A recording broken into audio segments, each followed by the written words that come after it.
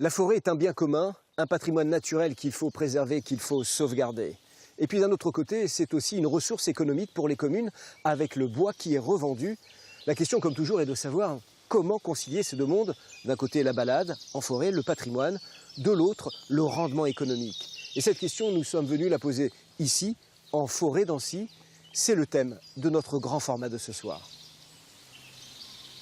La forêt, pour nous tous, représente un lieu de calme, d'évasion, de sérénité. C'est l'endroit où l'on vient pour se ressourcer, loin du macadam et de nos villes bétonnées. La forêt d'Ancy est un poumon vert autour de l'agglomération messine, où Hervé Ribon, président de Metz à vélo, aime venir pour y respirer. Seulement depuis quelque temps, la forêt pour lui a bien changé. Alors qu'est-ce qui vous gêne en tant que cycliste?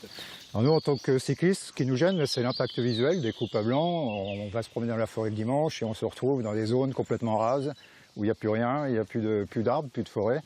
On se pose quand même des questions derrière tout ça aussi. Et la forêt, on voudrait qu'il y ait quand même des espaces préservés, qu'on puisse se promener, surtout autour des grandes villes, comme autour de Metz, on est ici, qu'il reste des espaces préservés et qu'on préserve aussi tout l'écosystème qu'il y a derrière. Et ces coupes forestières, les voici.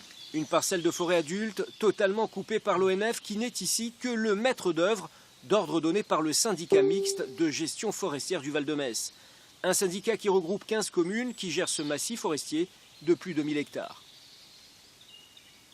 On va gérer par exemple une parcelle qui fait 5 hectares. Sur les 5 hectares-là, on va les gérer tous en même temps. C'est-à-dire, s'il y a des travaux sylvicoles à faire, on les fait sur toute la parcelle. Après, les travaux d'amélioration, on les fait sur toute la parcelle. Si on était en futée régulière, il faudrait faire la même chose, mais sur l'ensemble du massif.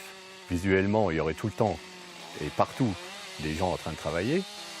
Là, en futée régulière, on concentre sur quelques parcelles les mêmes travaux. Et ça coûterait plus cher?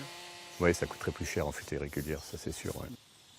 Plusieurs associations de défense de la nature se sont, suite à ces coupes, regroupées en collectif. Pour elles, la coupe régulière n'est pas une fatalité. Nous, on demande à ce qu'il y ait une gestion harmonieuse de la forêt, à la fois pour préserver son entretien, préserver évidemment un petit peu de revenus pour les collectivités, mais que ça reste un endroit de vie pour la faune, pour la flore, un endroit où on puisse se balader de manière agréable.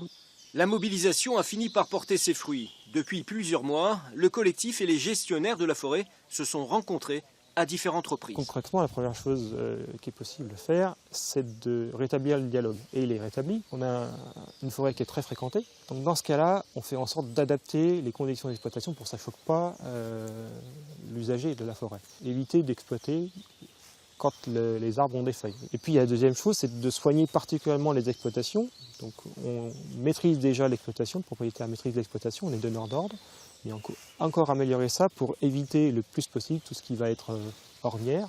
Le futur plan de gestion de la forêt sera prochainement présenté au collectif. La discussion a ici pris le pas sur l'affrontement, certainement un exemple à suivre.